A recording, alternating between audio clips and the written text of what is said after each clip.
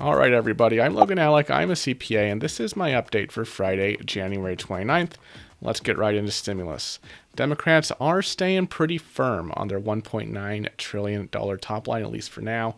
As I mentioned previously, they might be willing to budge on some of the specifics, for example, on the income limits on stimulus checks. But overall, they like what they have, and obviously the Republicans don't have much power to push back on the provisions they're skeptical about.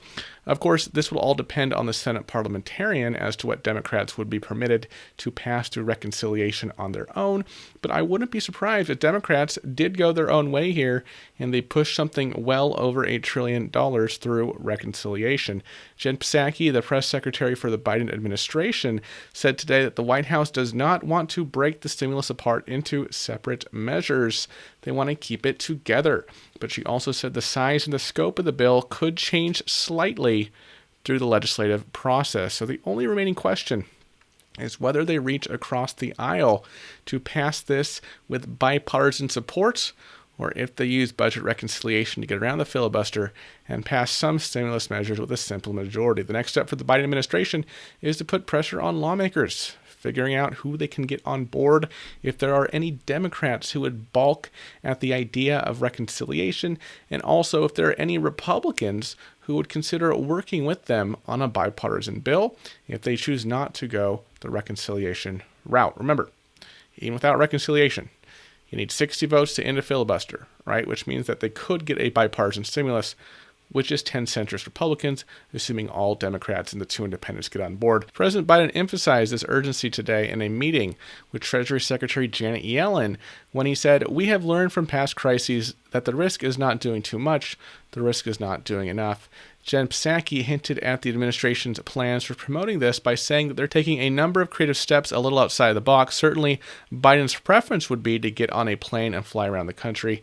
And how's this for a creative step? Vice President Harris gave a TV interview with a local news station in West Virginia, where she talked about the urgency of the stimulus and what it would mean for families who are struggling. If you're wondering why West Virginia is so important here, remember that this is a very red state. Trump won the 2020 election there by almost 40 points. So even though West Virginia has one Democratic senator, that's Joe Manchin, right, who's closer to the center than pretty much any Democrat in the Senate right now. Obviously, there's a lot of pressure on Manchin, right, to avoid going too far to the left, given that he's running as a Democrat in a Republican state. He only won his 2018 Senate election by around 3 points, right? So he doesn't have a lot of room to maneuver here if he wants to keep his seat when he's up for re-election in 2024. Harris did something similar in Arizona, home of Kyrsten Sinema, another moderate Democratic senator who could end up being an obstacle for the $1.9 trillion plan. Harris said in the Arizona interview, "If we don't pass this bill, I'm going to be very candid with you. We know more people are going to die in our country. More people will lose their jobs, and our children are going to miss more school. We've got to be here collectively to say that that is not an option in America." This is a little unusual, right? A vice president getting TV spots in key states in order to put pressure on members of her own party. But obviously, if she can convince these constituents that the stimulus is a good idea, then it's going to be tough for centrist Democrats like Manchin and Sinema to explain why they don't want to move forward with this. All right, let's talk briefly about the situation with GameStop, Robinhood, Melvin Capital, wallstreetbets, and all the other players involved here, because this has been changing every day.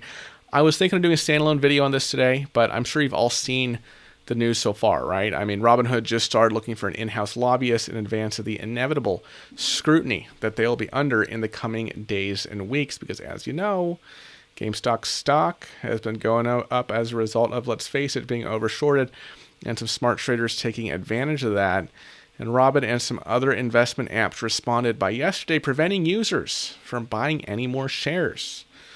People could still sell their shares on Robinhood, could still cash out, right?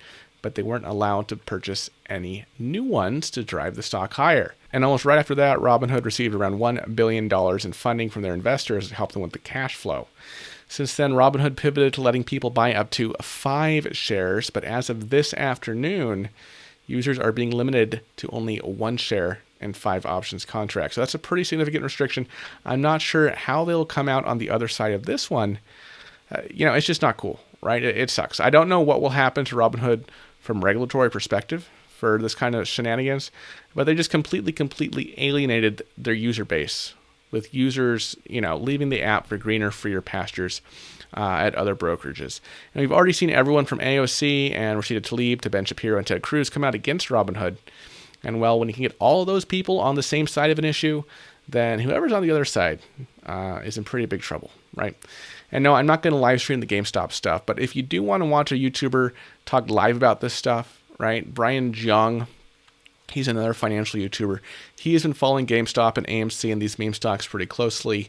I'd recommend you check out his channel with more on that. He does live streams about GameStop periodically. And on that note, folks, nothing in this video is to be taken as investment advice. Okay, investing in any stock has risks, and especially investing in these so-called meme stocks like AMC and GameStop. So nothing that I say on my channel, nothing Brian says on his channel, nothing any YouTuber says on their channel should be taken as investment advice. All right, folks, have a wonderful Friday evening, and I will see you in the next video. Bye-bye.